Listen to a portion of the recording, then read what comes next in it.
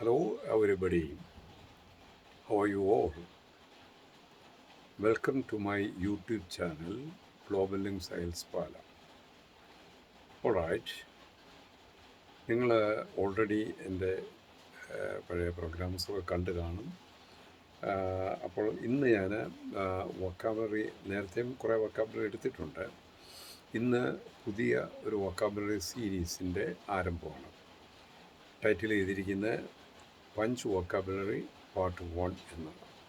Punch vocabulary നല്ല ഒരു power നൽകുന്ന നമ്മുടെ സംസാരത്തിന്, കോൺവെർസേഷന്, അതുപോലെ നമ്മുടെ റൈറ്റിങ്ങിനൊക്കെ ഒരു പവർ കൊടുക്കുന്ന വൊക്കാബുലറി ആയതുകൊണ്ടാണ് അതിന് പഞ്ച് വൊക്കാബുലറി എന്ന് ടൈറ്റിൽ ചെയ്തിരിക്കുന്നത്. ഈ വൊക്കാബുലറികൾ നമ്മുടെ റൈറ്റിങ്ങിനും സ്പീക്കിങ്ങിനും ഒക്കെ ഭംഗിയും ശക്തിയും നൽകുന്നതാണ്, ആകർഷകത്വം നൽകുന്നതാണ്.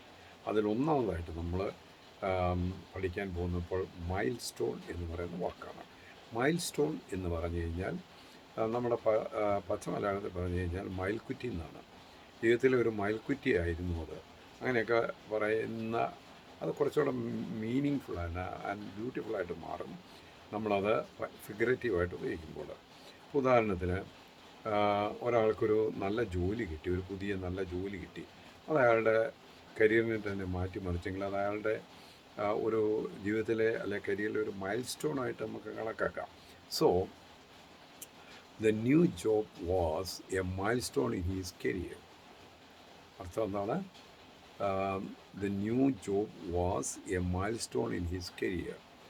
അപ്പോൾ അയാളുടെ കരിയറിൽ പുതിയ ജോലി ഒരു നാഴികക്കല്ലായി മാറി എന്നാണ് എൻ്റെ അർത്ഥം. ഇങ്ങനെ പല ഭാഗത്തും പല കാര്യങ്ങൾക്കും നമുക്ക് ഉപയോഗിക്കാം. ഉദാഹരണത്തിന് the invention of the light bulb is A mile stone in human history and human progress. Okay, അപ്പോൾ അത് വ്യക്തമായി എന്ന് ഞാൻ പ്രതീക്ഷിക്കുന്നു. അങ്ങനെ പലർക്കും ഉപയോഗിക്കാൻ പഠിക്കുക. ഇനി അടുത്ത വാക്ക് റാഡിക്കൽ. റാഡിക്കലായിട്ടുള്ള ആശയം എന്ന് പറഞ്ഞാൽ വളരെ വിപ്ലവകരവും നൂതനവുമായ വളരെ അത്യന്താധുനികമായ ആശയങ്ങളെയാണ് റാഡിക്കൽ ഐഡിയാസ് നമ്മൾ പറയുന്നത്. അത് കൺവെൻഷനിൽ നിന്ന് വ്യത്യസ്തമായിരിക്കുമ്പോൾ നല്ലതാകാം, ചീത്തയാകാം. മനസ്സിലല്ലോ? നല്ലതാണെങ്കിൽ നല്ല ഫലങ്ങൾ അത് കൊണ്ടുവരും. റാഡിക്കൽ അപ്പം അതിനൂതനമായ അല്പം വിപ്ലവത്തിൻ്റെ കലർപ്പും കൂടിയുള്ള ഒരു കാര്യത്തെക്കുറിച്ച് പറയുമ്പോൾ അതൊരു റാഡിക്കൽ കാര്യമാണ് എന്ന് നമുക്ക് പറയാം. എക്സാമ്പിളായിട്ട് ഞാൻ പറയുന്നത്, the new manager took some radical steps which made the company profitable. അപ്പം പുതിയ മാനേജർ ചില അതിനൂതനവും അല്പം വിപ്ലവകരമായ സ്റ്റെപ്സൊക്കെ എടുത്തു അത് കമ്പനിയെ ലാഭത്തിലാക്കി. ഓക്കെ, അതാണ് radical. RADICAL, radical. He is a man who has some radical ideas about education. Education സംബന്ധിച്ച് റാഡിക്കൽ ഐഡിയാസുള്ള ഒരു മനുഷ്യനാണ് അദ്ദേഹം.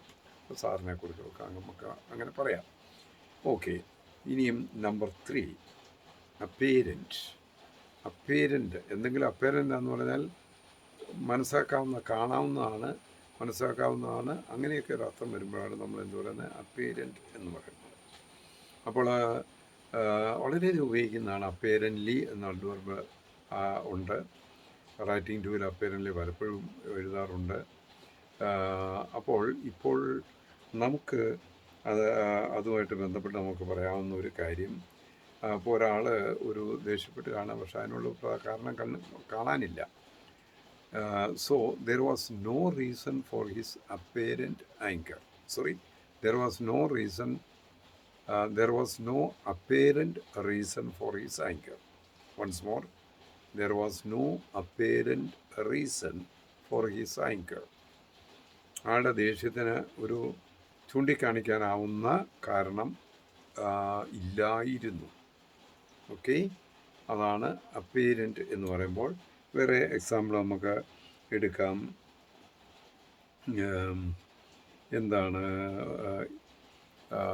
ഒരു എന്തെങ്കിലും there was some argument on the stage and the chief minister was apparently angry. The chief minister was apparently angry.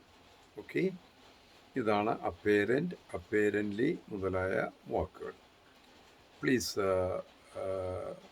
Study them well. ഒരു ചെറിയ തോതിൽ ഗൂഗിളൊക്കെ ചെയ്താൽ നന്നായിരിക്കും. ഒത്തിരി ഗൂഗിൾ ചെയ്താൽ നിങ്ങൾക്ക് കൺട്രോൾ ചെയ്യാൻ മേലാത്തൊരു ലെവലിൽ പോകും. ഓക്കെ, ഇനിയും നമ്മുടെ അടുത്ത വാക്ക് നമ്പർ 4ലേക്ക് പോവാണ്. നമ്പർ 1 ഓർക്കുന്നുണ്ടോ നിങ്ങൾ അല്ലേ? Milestone, നാഴികക്കല്ല്.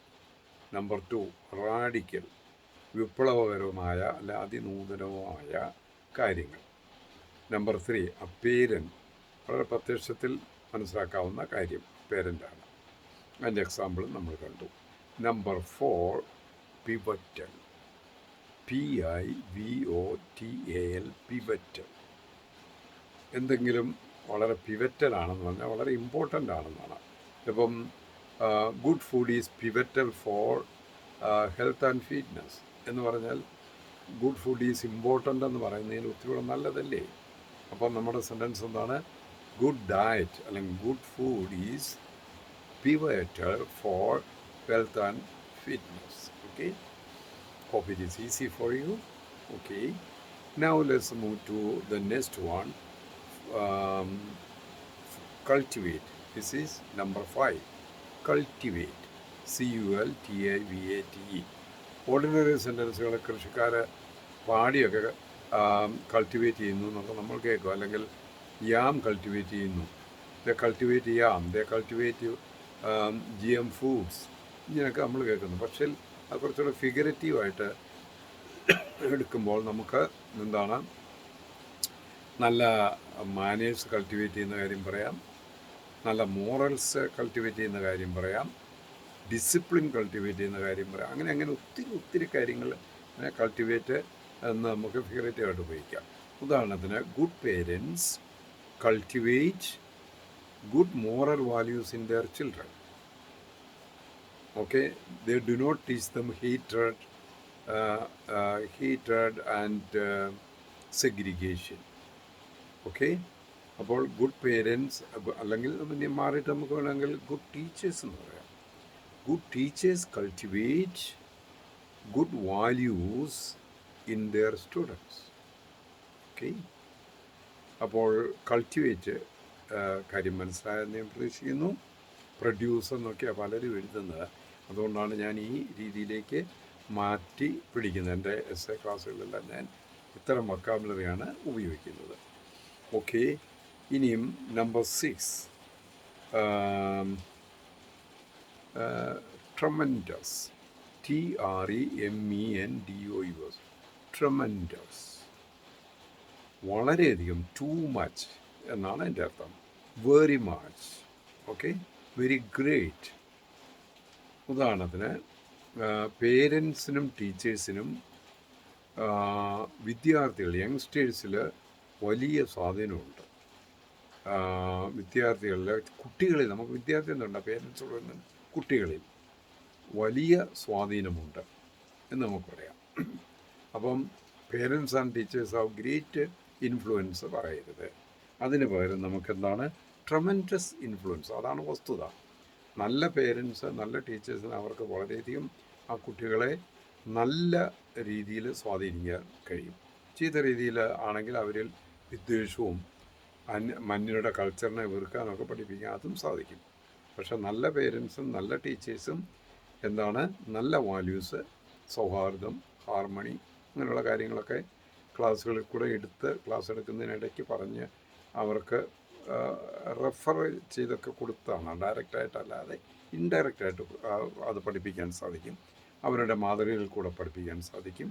ഓക്കെ, അപ്പോൾ നമുക്ക് എന്താണ് പറയുന്നത്, parents and teachers have tremendous influence on children.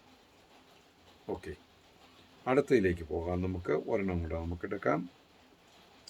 Number 7. Number 7 is constituent. Constituent means ഘടകം. ഫാക്ടർന്ന് ഒക്കെ, ഫാക്ടേഴ്സ് എന്നൊക്കെ നമ്മൾ പറയുന്നത് കേൾക്കാം. ഇപ്പോൾ ഞാൻ വന്നിരിക്കുന്ന ഒരു കുറേ കൂടെ വ്യത്യസ്തമായ ഒരെണ്ണമാണ് നമ്മൾ എടുക്കുന്നത്. എന്താണ്, കോൺസ്റ്റിറ്റ്യുവൻറ്റ്. അപ്പോൾ The most important constituent of air pollution is carbon dioxide. The most important constituent of pollution is carbon dioxide gas. Okay, അപ്പോൾ ഏറ്റവും പ്രധാനപ്പെട്ട ഘടകം, അപ്പോൾ അവിടെ കോൺസ്റ്റിറ്റ്യൂൻ്റ് കൊടുക്കുക, എപ്പോഴും ഫാക്ടറിന് കൊടുക്കേണ്ട ആവശ്യമില്ല. അപ്പോൾ ഇത്രയും വാക്കുകൾ നിങ്ങൾക്ക് മനസ്സിലായെന്ന് ഞാൻ ആത്മാർത്ഥത്തോടെ പ്രതീക്ഷിക്കുന്നു. പറ്റുന്ന പോലെ ലളിതമായി ഞാനത് വിശദീകരിച്ച് തന്നിട്ടുണ്ട്. പിന്നെ ഗ്ലോബൽ ലിങ്ക്സ് ഹെൽത്ത് അക്കാഡമിയുടെ ചീഫ് ട്രെയിനറാണ് ഞാൻ. പാലായിൽ ലാലമ്പള്ളിക്ക് ഓപ്പോസിറ്റാണ്. താല്പര്യമുള്ളവർക്ക് നേരിട്ട് ക്ലാസ് വന്ന് spoken English, IELTS, interview coaching മുതലായ കാര്യങ്ങൾക്ക് പങ്കെടുക്കാം. കൂടാതെ ഗ്ലോബൽ ലിംസിനെ കൂടുതൽ അറിയുവാൻ www.globallimshealthpada.com അത് സന്ദർശിച്ചാൽ മതി കേട്ടോ. ഓക്കെ, എല്ലാവർക്കും ശുഭദിനം ആശംസിച്ചിട്ട് നിർത്തുന്നു. Okay, by.